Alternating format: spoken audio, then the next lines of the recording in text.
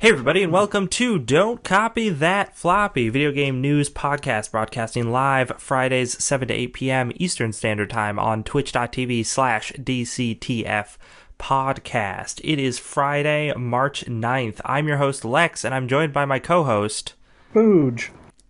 And we are going to be talking about all sorts of crazy things today.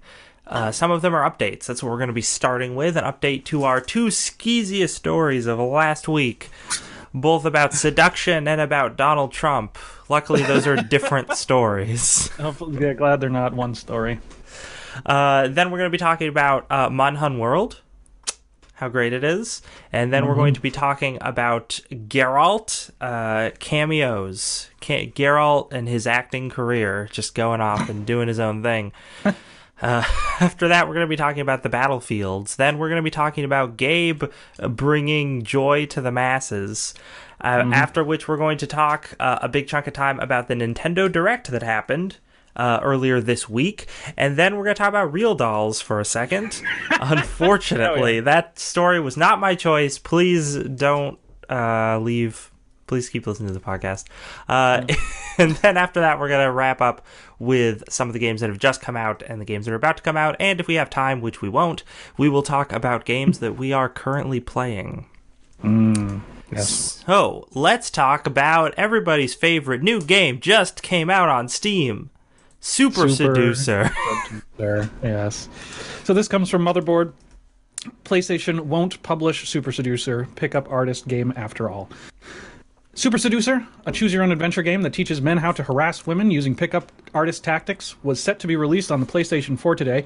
However, PlayStation has confirmed to Motherboard that the platform will not sell the game in its store after all. Quote, my comment is that I have no comment on this. Quote, Richard LaRuna, the game's creator and, quote-unquote, renowned seduction guru, they forgot to put out Europe's greatest pickup artist, which I think is what we figured out last time. And then there's a quote from Emily May, who's the co-founder and executive director of an anti-harassment nonprofit called Hollaback. She says, when we give mainstream access to sexism, we allow it to proliferate and grow. We need to hide this game under a rock and starve it. And the whole PUA, which I think is pickup artist culture, of light and oxygen until it dies. Pickup artist culture is what society tells men to be, and it starves men of options and different ways of being in the world. While it will not be published on PlayStation, the game did launch on Steam today as planned for $9.87, a very strange amount. And already the discussion forum dedicated to it is a garbage fire. Many people are disgusted by the game's existence. Quote, every woman should buy this game. Steam user Jinx wrote, no, seriously, you should. Get it, play it, and if you ever meet a guy who does any of these things, run like hell. It's a very useful guide in that respect. Quote, so Steam is now selling lessons on how to harass people. User Revolver Joininator writes, quote, cool. Valve, which operates Steam, has not responded for our request for comment. So, I say good on Sony. That's I wouldn't say a ballsy move, but it's a good move. It's definitely a good look for them and not a good look for Steam.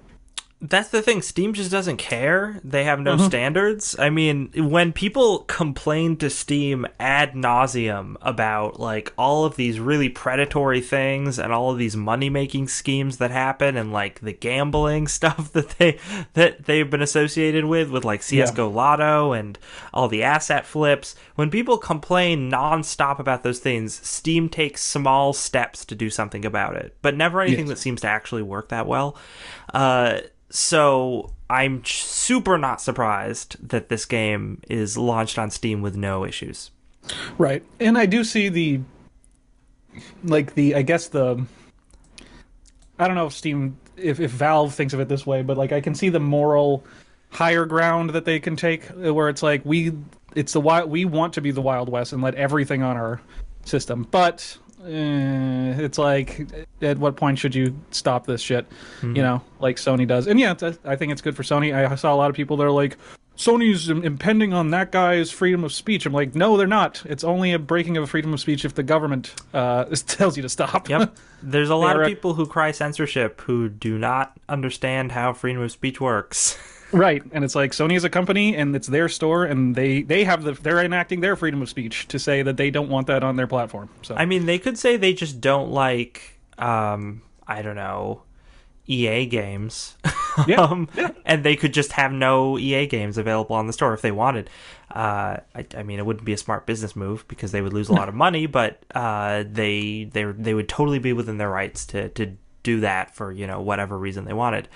So, yeah, this is fine. This story actually brings up one interesting semi-philosophical question that Emily May brings up with us that I feel like we shouldn't get into at length because that might be an entire show worth of discussion. But I just want to mention, which is the quote about how you need to hide this game away under a rock and starve it. You need to deprive it of light and oxygen until it dies. Because having these things out in the world is horrible and will only make things worse. And that is interesting because it is the opposite argument from what I hear from a lot of people, even liberal people, who say, oh no, people who have bad opinions need to be allowed to voice those opinions so everyone can see how bad those opinions are. Right. And what's the saying? It's light. Sunlight is the greatest disinfectant, I think, is what I've heard a lot lately, especially in the era of Trump. And it's interesting because you have these two different groups of people, many of whom are on the same side politically, have the same views on social issues, but they just have completely different methods of how they think they should be dealt with. Absolutely. Yeah, and you're right. We could talk about this for an entire show. I'll just say that, in my opinion, I think it's a case-by-case basis. I think some things do need to be shown out. Some people do need to have their opinions heard and given a platform. And there are some things, this is one of them, I think, that doesn't... I think it does its... The best work can be done by not giving it a platform at all and not letting it, as she says, breathe. Yeah, I think that's... I think hopefully this is the last we will hear of Super Seducer. Super Seducer. No, I was gonna. Gross looking too. He's so gross looking. Yeah. Just No, what was the Europe's top pickup artist? Richard Ruina. Laruna. See, I thought it was Laruna, but it's spelled like ruin. So yeah, I never. Ruina. But he's European, so I don't know. Maybe that. Yeah. Who knows? Who knows? Let's move on to another pleasant topic, Donald Trump. Jesus. So, as we reported last week, Donald Trump was going to meet with people from the video game industry to talk about violence in video games and how it can be curtailed so that those kids won't shoot up schools. Yeah. Because that's why shootings happen. Didn't you know? Yep. Oh, yes. Video games. Video games. As I think, as a joke I made to you earlier this week, I better start watching Fresh Prince of Bel-Air again because this is some 90s era fear-mongering. This is some 90s era bullshit, yeah. This is 1994, come back into haunt. So this is an article from PC Gamer from yesterday, from the 8th, because this meeting happened, and the meeting was... respectful but contentious, according to one person who was in attendance. Now, when I first heard the meeting had happened, I was very excited because I really wanted to watch it. I was hoping someone had taped it so I could watch the whole thing and then we could pick it apart. But unfortunately, it was private. They didn't allow journalists in. So we just have the quotes from the people who were there. Which is super annoying and dumb. But, yeah. So... there was, let's talk about the people in attendance who were there. Yeah, so there was Strauss Zelnick, who's the CEO of Take-Two and chairman. Robert Altman, chairman and CEO of ZeniMax Media, parent company of Bethesda. Patricia Vance, president of the Entertainment Software's Rating Board, the ESRB. And Mike Gallagher, the president and CEO of Entertainment Software Center, the ESA. Okay, I was like, wait, what's the Entertainment Software Association? It's the ESA. And then on the opposite corner, in our other corner, wearing red and white trunks, we had Brent Bozell of the Media Research Center, whose quote sole mission is to expose and neutralize propaganda arm of the left, the national news media. Not biased at all there. Melissa Henson from the Parents Television Council, a quote responsible entertainment advocacy. That was also founded by Bozell, whose 2017 special report, We're Not in Kansas Anymore, criticized the Muppets for featuring profanity, depictions of references to alcohol and drug use, and multiple references to sex.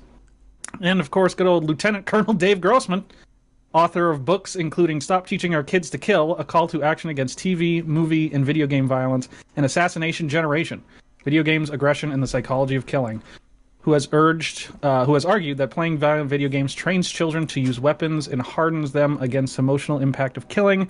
And there was a senator from my state, Senator Marco Rubio. There was a Representative Ricky Hartzler, who is a Republican from Missouri. Is that Vicky Hartzler? Vicky Hartzler, sorry. Is MO Missouri? Is it Missouri or no? I think it's Montana. Is it Montana? It might be Montana.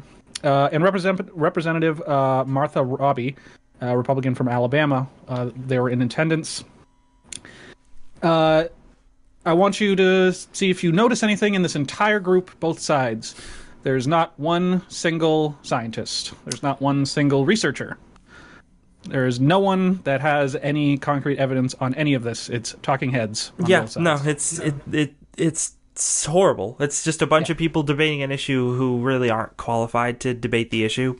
Mm-hmm. I mean, at least it wasn't just Republican senators and the Media Research Foundation people. Right. There were representatives of the video game industry in the room, and those representatives cited the studies that have been done by researchers. But it still would have made a lot more sense to have actual researchers in there.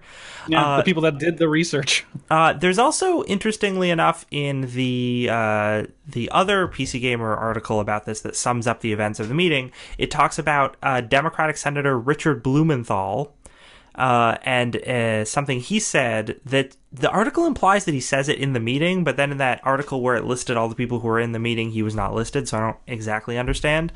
But he was a Democratic senator who basically says that the meeting was an unacceptable excuse to avoid talking about serious policy proposals. That's exactly what this is. It is. It totally is. Do we want to talk about the video? Oh, sure. Because this meeting started with a video to set the scene so everybody could see just how violent video games are. And I'm going to play some of it on our stream. Hopefully the audio will be off. Yep. And it's just like... Man, it is lots of clips from shooters. A lot of them seem to be from cutscenes of shooters. Yeah, or takedown kills or whatever. Yes, kill. Quick time events. Lots of quick time events. And I love that one of these clips. I don't know where it is, but it's Fallout 4, and it's being played by Dan Reichert, who is the guy that used to be on Giant Bomb or still on Giant Bomb. Nice. And I'm like, of course, it's a Dan Reichert clip. Mm-hmm. I don't know what this one game is. I know what most of these games are, but there's one really cheap, like Steam Greenlight looking game. There are several games that look like they're cheap Steam Greenlight games, and I'm like, I mean, there are. Steam has gross games on it where you can murder like kids and stuff, which is awful. And then the other massive percentage of these are military shooters. Oh wait, and then there's fucking Wolfenstein in there. Yeah, Wolfenstein gets in there. Bad to kill like future Nazis. And when they show the Fallout 4 stuff, it's especially comical because none of the deaths seem natural or fluid at all. Because that's like not the kind of game it is. Yeah. This whole thing is just weird. Partly because it keeps shifting back and forth between AAA titles and like indie titles. So there's that weird inconsistency, but then sometimes it shifts to like horror games when the main character is like being killed by the enemy guy, or because it has the evil within at the end there, and that's like really the only like horror game in that lineup that I saw. Like most of them was like Call of Duty and shit. And I think the reason for that is because in the death scene and the evil within is brutal and horrible. They don't bother to think about who's committing the violence, which is not the main character, so it's not the player. But I think more importantly, the reason why there isn't more of that in this 1.5-minute long video is that in the Evil Within, they're not using a firearm to kill the main character. Yeah, that's probably true. Which is, I think, why they focus on shooters. I'd like to interview the people or person that put this reel together, because they must know a little bit about video games, right? Like, to be able to choose these games, but like, how did they choose these games? By what method did they choose these games? It was probably just an intern who is in an age group so that they know about video games and what these video games are. So they knew some of the ones to pick, but you can tell from how inconsistent the production value of the games that show up in it are. It's someone who was like, okay, well, I need to get like the Call of Duty games in there, and then I don't know, I need to like flesh it out with some more things, so I'll just go to Steam and like find some random like grotesque things. Right. But yeah, clearly very little thought was put into it, and it was it's just like we were saying earlier, it is some 90s level fear mongering bullshit. Yep. Let's see. There's some great. It's above all the senator says there. It's a distraction tactic from the more important things, which is what it was which was part of what it was in the 90s. I think some people actually did believe that shit, but now especially it's a deflection tactic. So it's like, so that we don't have to talk about the NRA or talk about assault rifle bans. We're just going to say it's all video games and film's fault. So that everyone will pay attention to this for a couple weeks until the next shooting happens. So the quotes that we got from the PC Gamer article ranged from the right wing representatives and the media foundation people. They sort of range from either being crazy or seeming like they want to sound reasonable and putting on the veneer of reasonableness. Specifically, the veneer of reasonableness comes from Representative Hartzler, talking about praising the meeting on Twitter, president's efforts to solve the problem of violence in schools and society, and suggesting that it could actually be broadened. So they said, I believe the solution to curtailing violence in an all-encompassing approach focused on several different factors that may contribute to school shootings, she said. Discussion should not be limited to just video games and guns. The president's approach to leaving no stone unturned is prudent, and similar meetings with the movie industry pertaining to gun violence on film should also be conducted. So this is one of those things where, again, if you don't know the data and the studies that have gone into disproving this stuff, this statement sounds super reasonable. It's just like, hey, we need to stop gun violence, and part of that approach should be guns, but part of it should be our violent culture, and we should really just address everything. Except if you know the research and you know the science, it doesn't make any sense to address this because there's no link. So it's either Hartzler is either uninformed or disingenuous. My guess is uninformed. Yeah, she probably got asked by her constituency to go to this thing, and she's like, I don't know what the fuck's going on. She was like, and she told some page to write up a fucking statement for her. She's like, yeah, that's fine, whatever. Go back to worrying about the road quality in my where I'm or I'm governing or something like that. And that's the thing. It's interesting because you had three types of people in this meeting. You had the representatives from the game industry, which were the whole meeting were pretty much just like, hey, those studies, this doesn't actually make any sense. And then the other group of people were the Media Research Council people, who are being, what were the two things I said? It was uninformed or misleading. They're being misleading, and then the politicians that were there, the elected officials, were just being uninformed. So let's see if we can. What's our favorite quote from one of these favorite quote? My favorite quote media research people. My favorite quote actually in the whole thing is that so the ESA put out like a really kind of diplomatic response, very much, and it's just like very, very middle of the road. I do like the IGDA, which is I believe it's the Independent Game Developers Association. Oh, this was great, yeah. Yeah, they did not attend. They were invited but refused to attend, and they said, let's be blunt on video games and gun violence. We will not be used as a scapegoat. And that's it. And that's the shit you gotta... That's the stance you gotta take. Because it's true. They are being used as a scapegoat. Well, it's also that, they should also take a hardline stance, because it's not like their opponents aren't taking a hardline stance. I'm still trying to find my favorite quote from the Media Research Council. Media Research Council. Let's see. They're calling. So Brent Bosel is calling for much tougher regulation of the game industry, akin to the approach taken to tobacco and alcohol. Oh, Jesus. He says, I think Trump is deeply disturbed by some of the things you see in these video games that are so darn violent, viciously violent, and clearly inappropriate for children. And I think he's bothered by that. Jesus Christ. It's like Satanic Panic all over again in the 80s with D&D. Yeah, no, it's very similar to that. There isn't that religious angle, but there sort of is. No. It's like a light religious angle, but it's definitely the care about the children. Can't we just care about the children? What about the kids? I would ask them respectfully for once to stop playing politics. If you care about this issue, you will look at Jonesboro, Arkansas, Columbine, Newtown, Connecticut, Boesel said, in so many other places where you had mass shootings by children, and every instance I just gave, that child was the shooter, or that child who was the shooter was watching violent video games. For one thing, you don't watch a violent video game, you play a violent video game. Unless you're really into watching Let's Plays, then I guess maybe you are just watching it. I can understand that. But it's funny because he's like, I'm going to cherry pick these specific instances in which there was a violent video game involved, although we will point out again for the people in the back, that even though there was a violent video game involved that the shooter played, still did not seem to actually be the driving factor as to why they committed the shooting.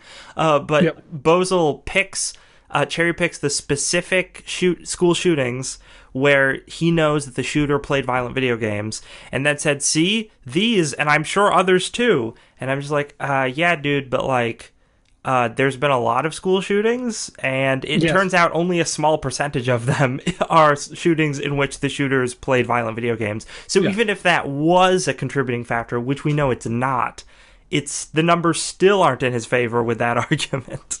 No, especially because video games are, over the past 40 years, video games have proliferated to the point where there's not many people growing up past the year of like 1985 who haven't played video games. So you could probably draw a line to any given shooting in the fact that they played video games at some point in their life.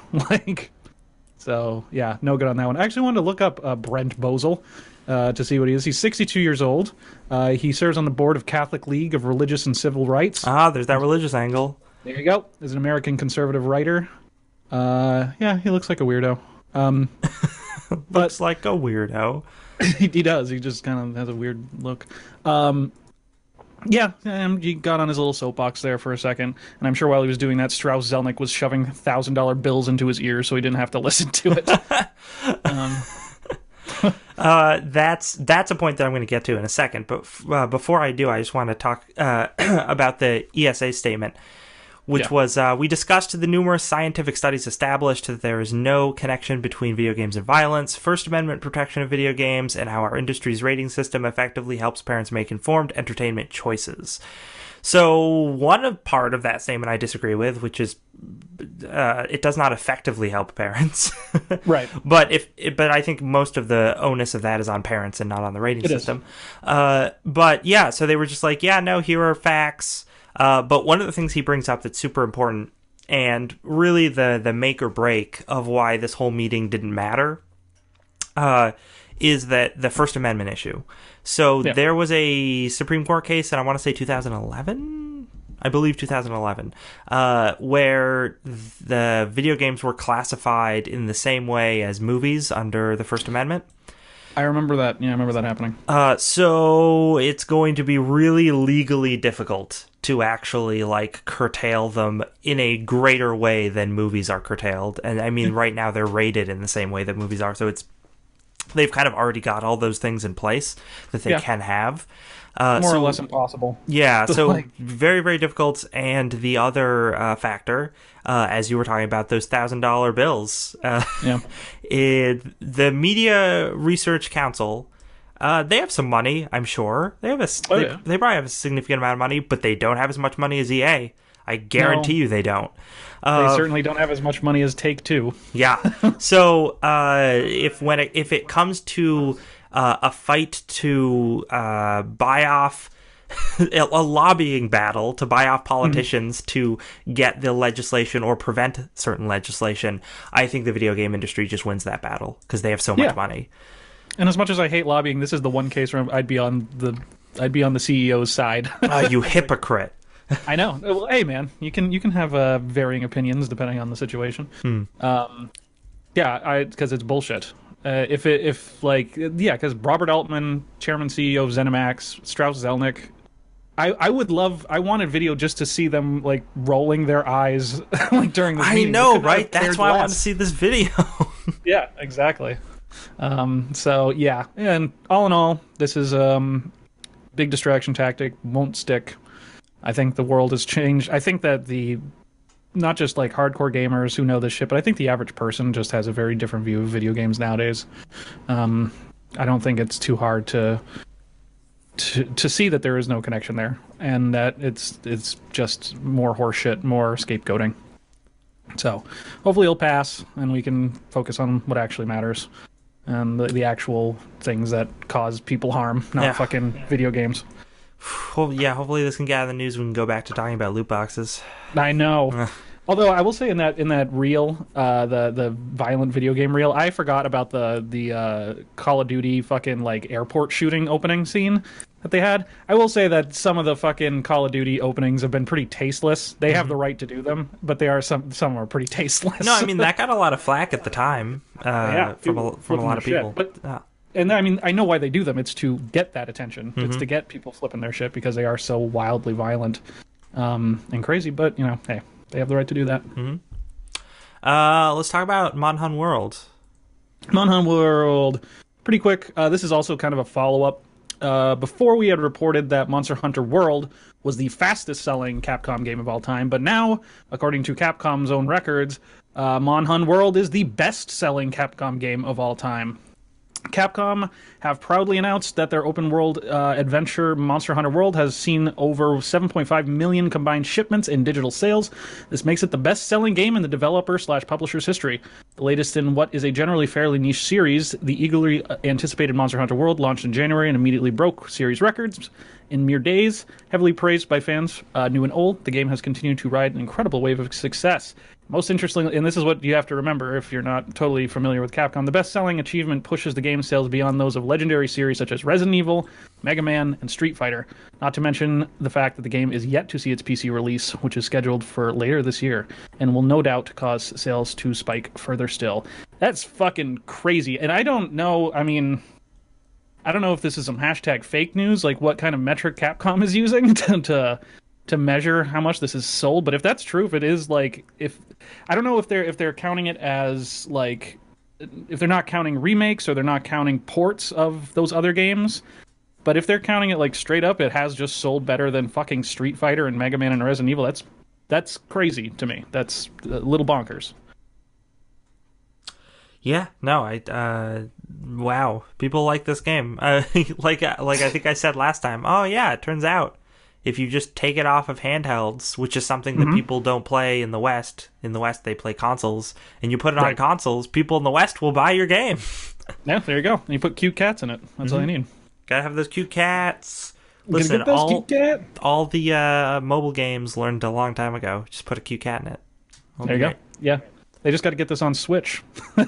Yeah, no, isn't this game's a little too hardcore graphically for Switch, I think. It probably is, but it would be, well, we'll talk about Switch later, but every game that comes around now, I'm like, man, I bet their heads are spinning trying to figure out how to get it on Switch, no matter what the game is, because I'm just like, the attach rate on Switch is nuts. Yeah, how do we pixelate it enough that it'll fit on this system, because it's worth it. Hey, they got Doom on there, and they're getting Wolfenstein on there. That's true, and Doom looks good, so I have every reason to believe the Wolfenstein 2 will look good. Oof, yep. I'm excited to play Wolfenstein 2 on Switch. Pretty good. All right, so we have like a bunch of littler stories, and then we're going to talk about the Nintendo Direct. So let's just jump right into it. What's Geralt of Rivia doing? Good old Geralt, the Witcher. So apparently Geralt is going to have a cameo in another game releasing this year. This is comes from the CD Projekt Red community lead Marcin Momont. Guessing, who hinted at it on his Twitter. He asked, quote, "What if Geralt was going to step out of The Witcher for the very first time and make an appearance in one of the upcoming games later this year? Question mark. Odd question to ask." Yeah. Of course, this isn't confirmation, but but it'd be quite the bait for him not to mention it, only for it not to happen. That's a hell of a sentence. There are some interesting possibilities for where Geralt, rather, but one that immediately sticks out is Bandai Namco's Soul Calibur 6, which is expected to launch this year. Bandai Namco has a working relationship with CD Projekt Red, having distributed Witcher 3 in Europe and The Witcher 2 in Australia. That's what most people are guessing, and it makes the most sense. If in the past, Soul Calibur had playable characters like Link and Yoda, and what was the one? The Soul Calibur 4 that came out on the 3 systems, and they all had a unique character. It was Yoda for the PlayStation, Link for the Nintendo, and I can't remember what the Xbox was. Wasn't it Mr. Chef? Oh, was it Master Chief? I don't know. I remember him being in one of the Soul Calibur games. It might have been that one. It must have been that one. He must have been using the laser sword then. Yeah. So that would make the most sense because, Soul Calibur is all about, bladed weapon fighting. And Geralt's, that's what he does. He's got his 2 swords on his back and he does his whole shtick. So that'd be the most reasonable. But there's also people that are thinking that it might be Monster Hunter World because they've been doing skins from other games too. They did Ryu from Street Fighter and they did Aloy from Horizon Zero Dawn recently. So some people think they might be able to get some Witcher gear in there. And then some people are thinking Final Fantasy 15. I think that's probably the least likely. But if I had to guess, it's probably Soul Calibur 6. Oh, yeah, because Final Fantasy 15 has had a bunch of downloadable skins, too, hasn't it? Yeah. But I think probably Soul Calibur, but it would be cool to see it in Monster Hunter, just because what does Geralt do?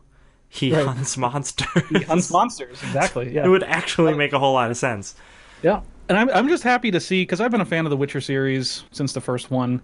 I'm just happy to see that it's so popular now that he is like an iconic character now that can kind of be slotted into other things. I think that's cool, you know. Good for them. Good for them. Yeah. Can't wait for that fucking Cyberpunk.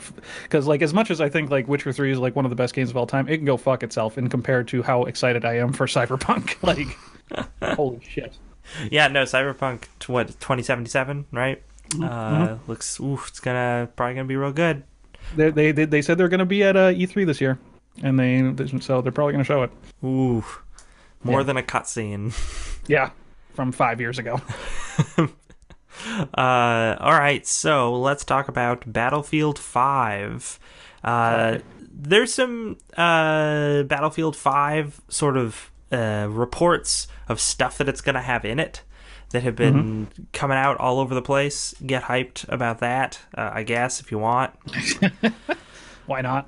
It's going to be set during World War II. Who cares? Ooh. Oh, man, we never had games that explored World War II before. We certainly didn't just have one. But one of the things it's going to have, which is interesting to me, is it's going to have a co-op mode.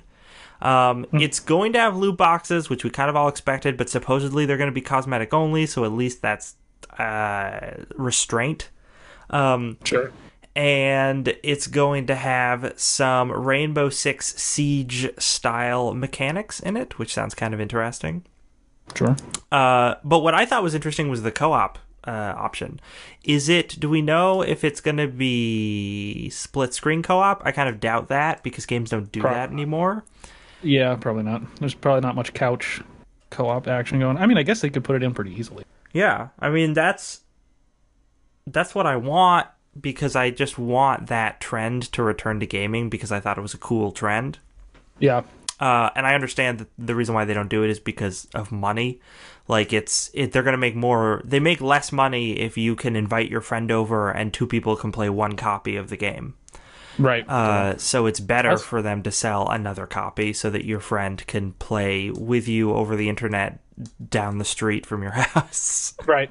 There's definitely that. I also think there's just some games that don't have that culture really in them. Like, I think games like fighting games, specifically things like Smash Brothers and shit, have that kind of culture. I don't think like Battlefield really has that culture where you're already playing, the map's already populated with a shit ton of people and it's huge. You know, I don't think that it's really got that kind of vibe to it. But yeah, this is kind of cool. Honestly, I don't care for Call of Duty games, but I've always like the Battlefield games. I like the gameplay of them, generally speaking. I like the big maps with the, capturing points and big teams and stuff like that. It's always pretty fun. I just don't usually play them. Well, yeah, I mean, I loved the original Star Wars Battlefront games because, I thought the gameplay mechanics were good. I think I bought them because they were Star Wars games, and I was of that age where I was like, a Star Wars game for my Xbox? Oh my god. Sweet, I'll buy it. I'm going to buy Republic Commando later. Oh god. Yeah. That game wasn't that bad, but it wasn't great either. Yeah, no, I found it used for like $3 and I bought it and I was playing it and I'm like, yeah, this game's worth $3. Yeah, it's about exactly worth $3. So Rainbow Six Siege's prone mechanic is going to be in there, which... Interesting. Sure. Okay. Why not? Yeah, this news seems... I am kind of underwhelmed by it, partially because I don't think it's a super big deal, and partially because I'm just not a huge Battlefield person. Sure. But it is... I just really wish this wasn't a World War II game. When Battlefield 1 was set in World War I, I was just like, hey, that's not great, but we're going in the right direction. It's interesting. Yeah, I mean, there's not a lot of games set in World War I. Yeah. The more complicated conflict. I really want them to make a good Vietnam game. Sure. They did. They had a Battlefield Vietnam, didn't they? Did they? I know there's been a couple of Vietnam shooters, but usually they're not very well thought of. I feel like no one had gotten that formula down quite right. Right. Well, it's a tough... I mean, Vietnam was a shitty situation that we really fucked up. A lot of people don't like to remember it. Kind of makes the game inherently not fun. Right, exactly. Yeah. Everyone should go watch Ken Burns' fucking 18-hour documentary, The Vietnam War. Fantastic. Battlefield Vietnam. I'm actually going to look that up because I swear there was one. Battlefield Vietnam. Yeah, it came out in 2004. Oh. And it was a Vietnam game. I didn't play that one. Yeah, but there has been a lot of Vietnam settings. There's been that one. There's been one of the Black Ops games, I think, took place in Vietnam.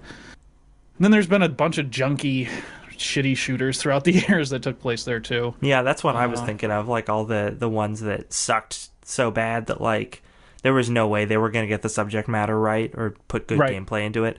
When are we going to see... I think there was one that was called Tunnel Rats, I remember. Yeah, it was pretty bad. Ugh. When are we going to see our Korean War Battlefield game? Geez. Yeah, probably never. It'd be good, though. I mean, yeah, have some representation. My grandfather was in the Korean War. It's not talked about a lot in America, I don't think. But yeah. Talking about a lot in North Korea, I can tell you that. Right, yes. Yep. Indeed it was. But no, it was the precursor to Vietnam, but that's no history. Fuck it. Yeah, no, that's the one thing I always remember about That 70s Show, which was...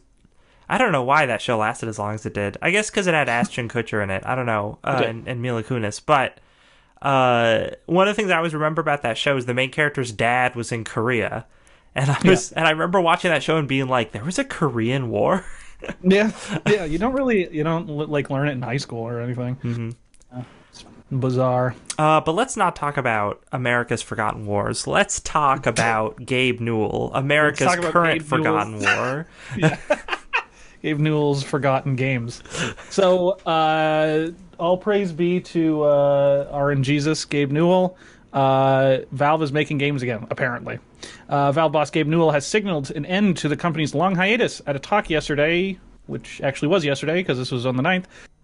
The president of the company said the company is, quote, going to start shipping games again.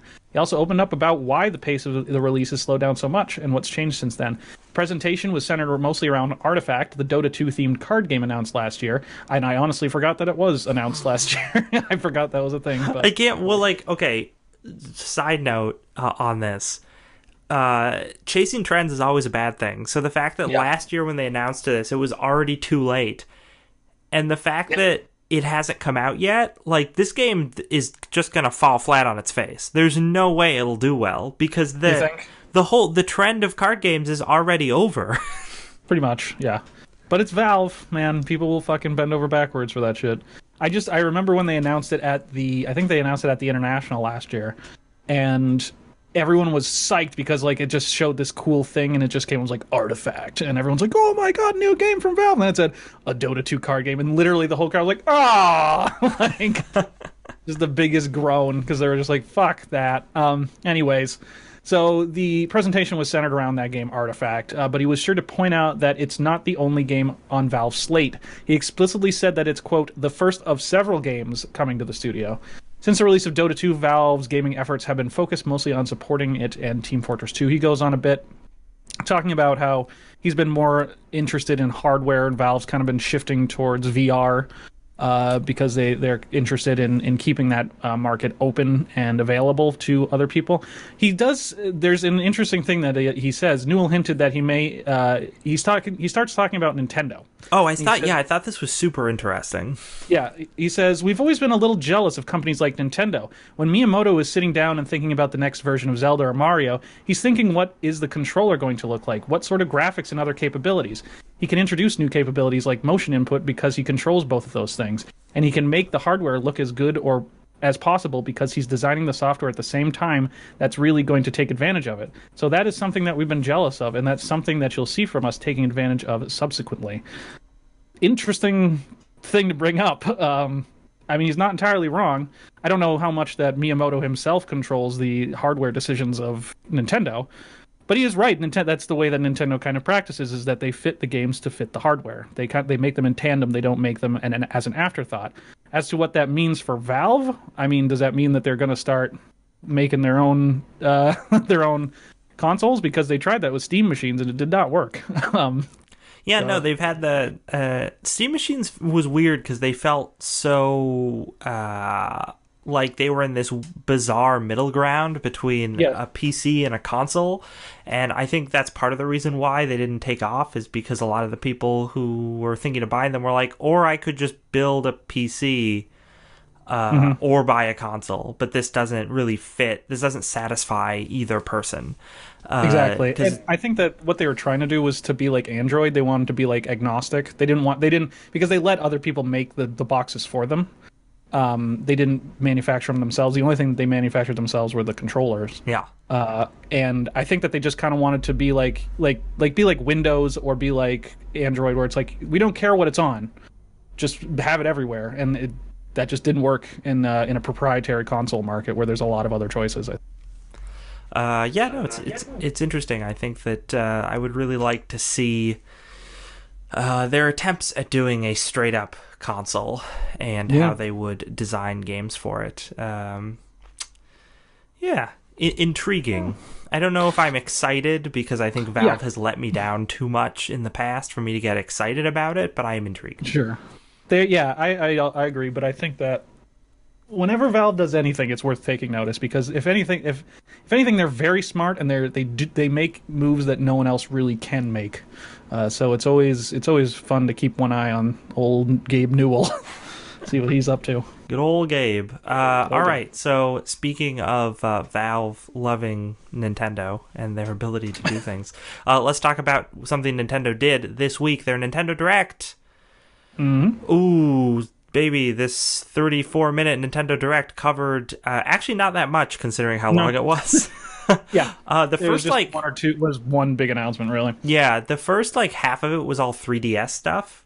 Right, which I'm sorry, but it drives me crazy that they're still spending time with the 3DS. I know it has a huge install base. I know they make a lot of money on it, but it's like, why don't you just put this stuff out for the Switch? Yes. There was what is it? WarioWare Gold's coming in August. Dylan Barkis's Dead Heat Breakers. Yeah, Dylan. Yeah, Dylan. Mario and Luigi Bowser's Inside Story plus Bowser Jr.'s Journey. TBA 2019. Oof. Okay, sure. Wow. Luigi's Mansion 3DS remake. I'm always down for a remake of that game. Why not? I never played the original one, but I know people like it a lot. Well, that's a game that I'm like, put that on the Switch. Re-release that on the Switch. Don't re-release it on the 3DS. But, hey, if it's getting re-released, I guess I can't be that upset. Sure. And then we get on to the Switch. Most of the Switch news also kind of banal. Okami HD. Okay, maybe I'm alone in this, but I watched the Okami footage, and I thought it looked like hot garbage. Did it? I actually not seen. It's another one that I didn't play when it came out. I think it came out like 2004 or something. Got a lot of critical praise. Looked great at the time, and then it got re-released recently on Steam, and now it's going to come to Switch. And I haven't really looked at anything, so I don't. Does it look like garbage? I guess. Well, that's the thing. I don't know what it looks like on Steam because I didn't realize that, so I didn't check that out. But I know that what it looked like at the time, for the technology of the time, was good. And watching the footage for the Switch, like they're saying, oh, it's HD, and I look at the footage and I'm like, that doesn't look like HD. Like maybe it technically is, but it looks very grainy to me. And I don't know if I'm just a filthy plebe and don't understand what Okami is supposed to look like because I'm not super well acquainted with the game. I have played it for like all of a couple hours on my friend's console back in the day. But yeah, I don't know. It just didn't look good to me. So that kind of bums me out because it is a really good game. So I want it to look nicer. We also had Dark Souls Praise the Sun. That was so good. I love that. That's pretty good. That's getting a Amiibo for that. It's fantastic. I feel like whatever Nintendo, sometimes they make bad decisions, sometimes they make amazing decisions. Whoever's in charge of the Amiibo division, though, knows what the fuck's up. They're giving people what they want. Yep. No, they are. They keep on coming out with such cool shit. That Dark Souls pose, Praising the Sun. Solaire. There's an Amiibo figure in that pose. You can have it. But otherwise, like, we already knew about Dark Souls, so whatever. Cool you know what they talked about for a couple different things are like network test betas for a bunch of these games, which was interesting. And when I was watching the Switch, or not the Switch, but the Nintendo Direct, I kept hearing that, and I kept thinking, oh, okay, so the big announcement they're about to make is their online functionality and what that's going to be called and when it's going to launch officially and what kind of games are going to be on it. Like, that's what they're building to by saying, hey, we're going to have network tests for all these different games we're talking about. And then they just never went there with it. So that was my thing that I don't know, maybe I'm the only one who thought this while I was watching the Direct, but like that was what I was expecting at the end of the Direct, and I was really annoyed that we didn't get that because we really should have gotten it a while ago. Nintendo and their relationship with online stuff. I mean, that's true, but that's why I'm kind of happy that they're doing network tests for all these games. Yeah. They've mentioned that it is coming out. It's going to launch like in fall, right? Yeah, in the fall, but we still barely know anything about it. Right. It's going to be probably convoluted and not great. Yep. Hopefully there isn't a third-party thing that you have to use to connect your phone so that you can have voice chat. Jesus Christ. Let's see. There's Sushi Striker. Sushi Striker, which looked like a phone game that's coming to the Switch. Who cares? The only thing I liked about Sushi Striker was the announcer sort of describing what the game is about over the cutscene was just hilarious. Yeah. Like the premise of the game is very funny, and I enjoyed it. But the actual game, it just looks like a phone game. Who cares? Pretty much. Octopath Traveler. I can't believe that they kept that name. Neither can I. That name freaking sucks. Because it was originally like Project Octopath Traveler, and it cracked me the fuck up when I first heard that.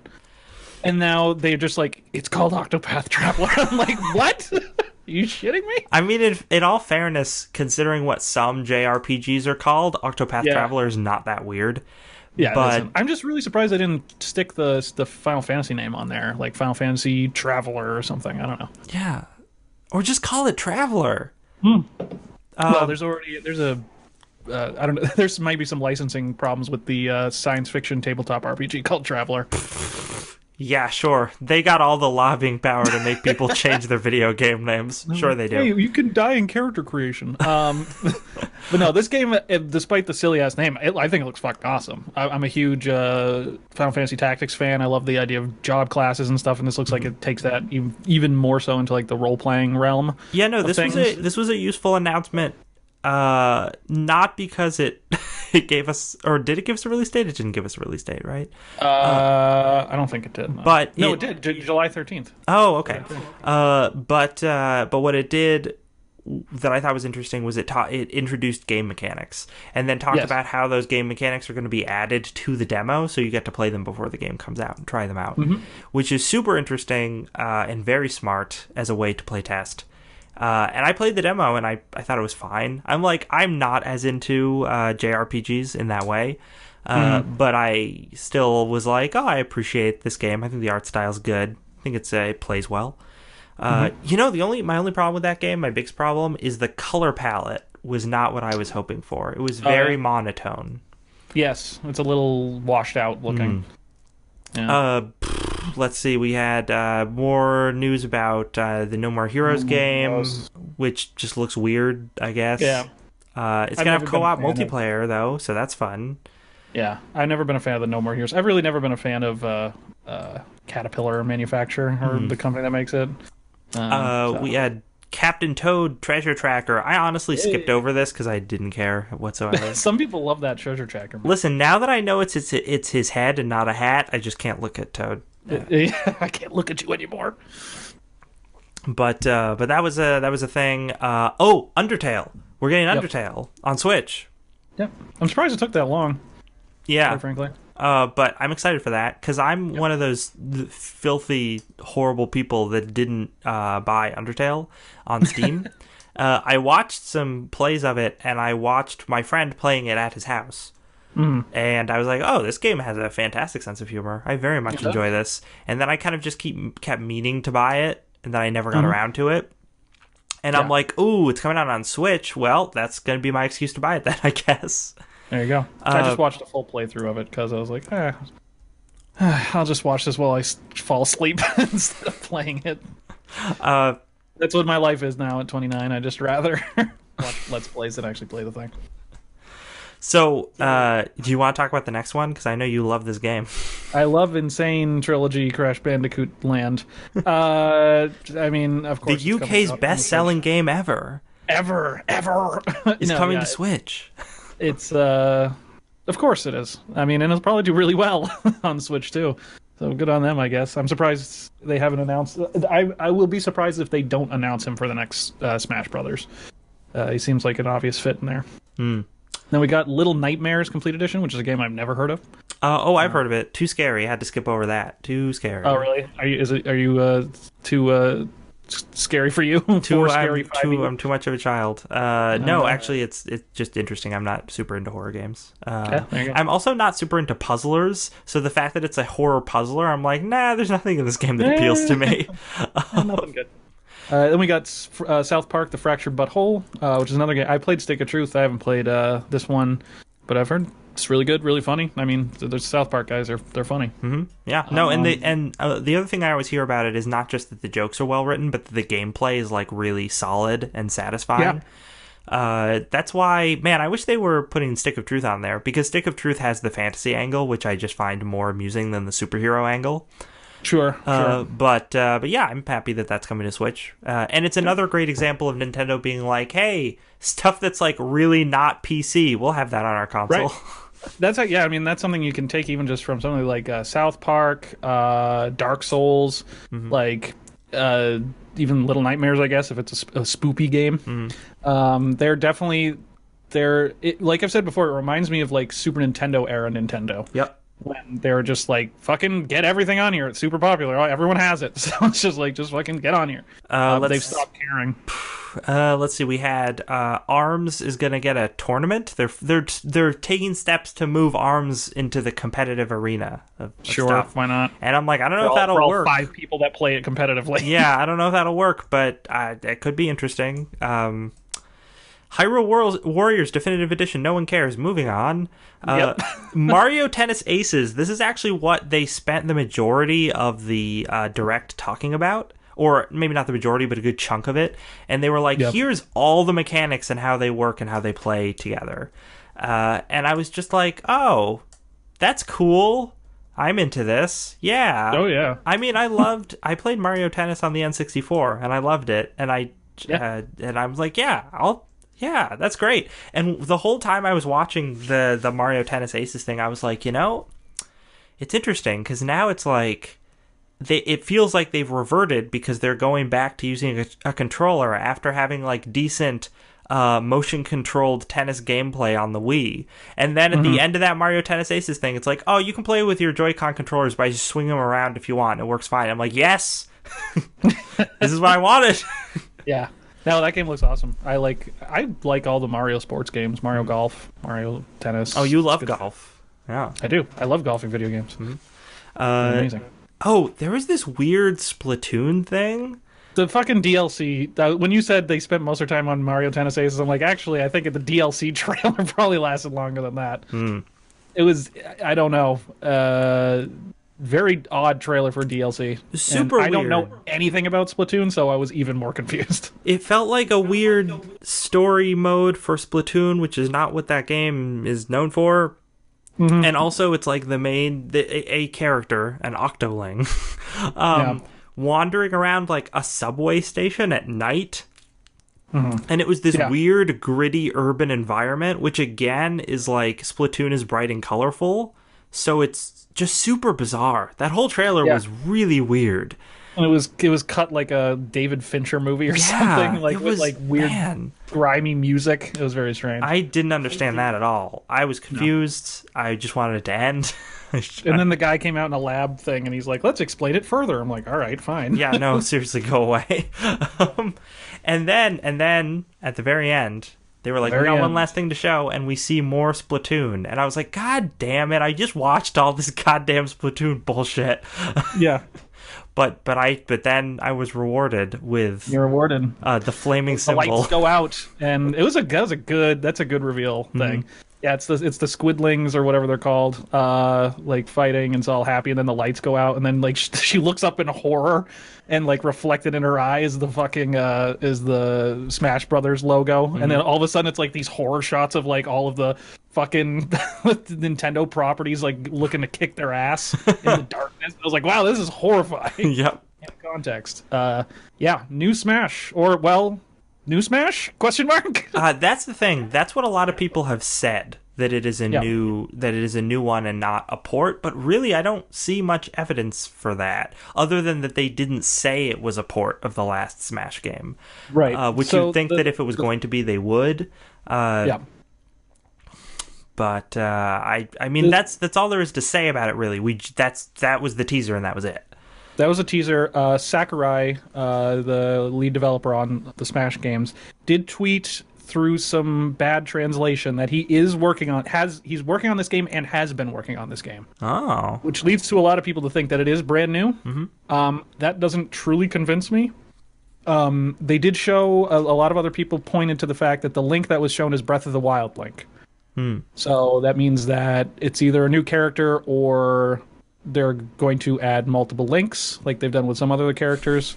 My guess is that it's kind of it's going to be like Splatoon 2 or Mario Kart 8 Deluxe, where it's technically a new game, but not really.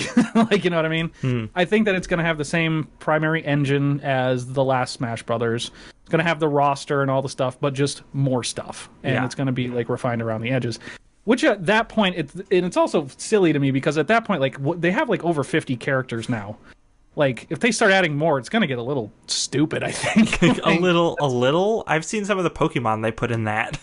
Yeah, I know, and it's just like, come on, man. It's a little crazy. Smash, I think everyone has, no matter what you feel about Smash now, I think everyone's played Smash at one point and had fun. I think it's like impossible not to play any of the Smashes and have a little bit of fun. Definitely. And I don't think I've ever even played Smash for Wii U. I think the last one I played was Melee. Well, that's because no one played it for Wii U, because no one has a Wii U. There you go. Yeah. And finally, everyone can throw away their Wii because they don't have any reason to own it anymore because it's coming to Switch. Exactly. You just play it on Switch.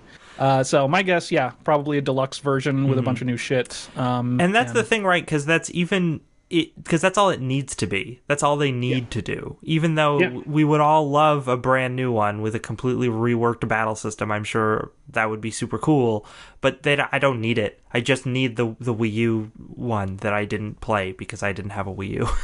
Right, exactly. And that's... They didn't add a name on it, which makes me think they might just call it Super Smash Brothers. Just straight up. Yeah, I noticed that too. I thought that was interesting. I mean... It's the Switch. It's got a brand new install base. It's a perfect time for a fresh start. So cool. Very, very excited for that. How quickly can we talk about the Real Doll story? As quickly as this. Limbo, so the Inside developers, the game Inside and the game Limbo, their developers called Playdead, has signed up together with Real Dolls, which is a company that makes really expensive, really realistic sex dolls, to make a super expensive collector's edition that's going to cost $375. And I'm not going to spoil inside at all. I'll just say that there are not a lot of characters. One of them's a little boy. One of them's a little, like, creepy fish girl. And there's also, like, a lot of fucking weird shit at the end. So the guess is it's probably the weird shit at the end. But who knows? That's basically it. The one thing that I wanted to say is that Playdead's announcement of this was hilarious. Quote, I am 8-Bit and Playdead and Real Doll are collaborating on a mysterious collector's edition for Inside. We will not tell you what it is. Maybe it's what you're thinking. Maybe not. We can confirm that there are several items included, one of which is a PlayStation 4 game disc. The rest is up for speculation. Then later on they said, this edition weighs a surprising amount, hence associated shipping fees and tariffs. And that's it. Tariffs. It's going to be a lot of fake flesh, I guess, is what they're sending out. Ugh. But they're not telling you what it is. They just want your $375. But hey, play fucking Inside if you haven't, because it is probably my favorite game of the last 5 or 10 years. It is a immaculate game. I would venture to call it perfect. Interesting. All right. Well, let's talk about those games. Got those games. Yeah. So, this past week, we had Final Fantasy 15 for Windows came out on the 6th. On the 8th, yesterday, we had Warhammer Vermintide 2 come out on the Windows. Sure. Why not? I never played one of those. Oh, I have some friends who do, though. Yeah, I know some people. It's interesting because Warhammer is already such a niche community, and then and it feels like within that community there's the Warhammer Vermintide community, so it's just very niche. But apparently, according to those people, it's very good at what it does, and its representation of the game world. So nice. Plus, they always got that sweet grimdark artwork. Ooh, got that grimdark and those Cockney goblins. Mm-hmm. What else do we have coming out? Devil May Cry HD Collection coming out for the Windows, the PS4, and the Xbone. Why not? On the 13th.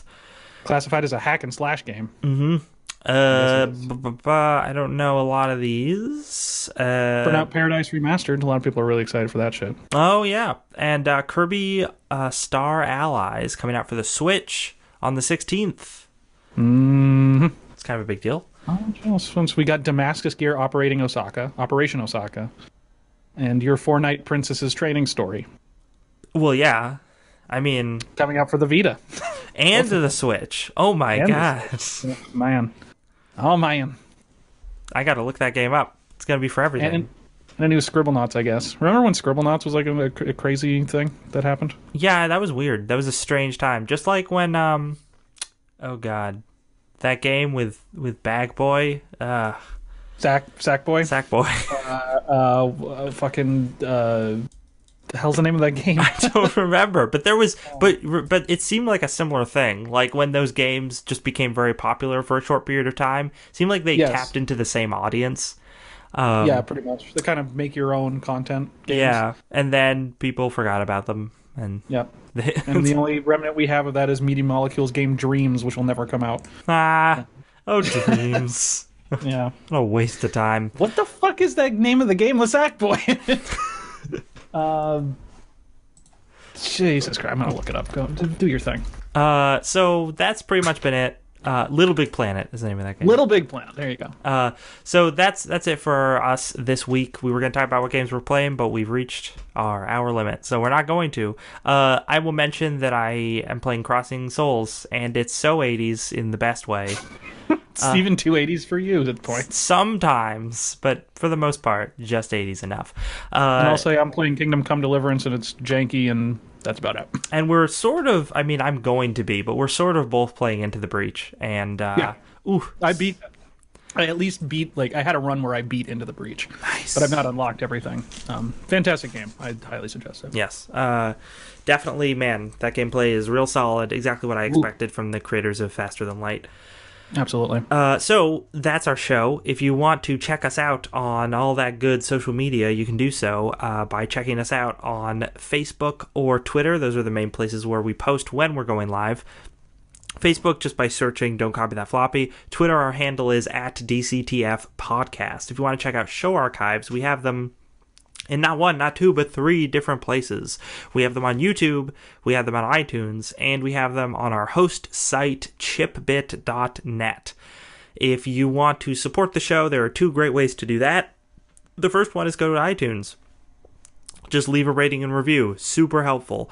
The other one, which is a little more involved, is if you've got a whole lot of money, you can go to our Patreon page and give us money every month, and you get access to bonus content, which is mostly just me and Dan talking about Dungeons & Dragons. Yay. But sometimes other things. And, so thanks, everybody, for listening. And until next time, Chris, what do people have to remember? Don't copy that floppy.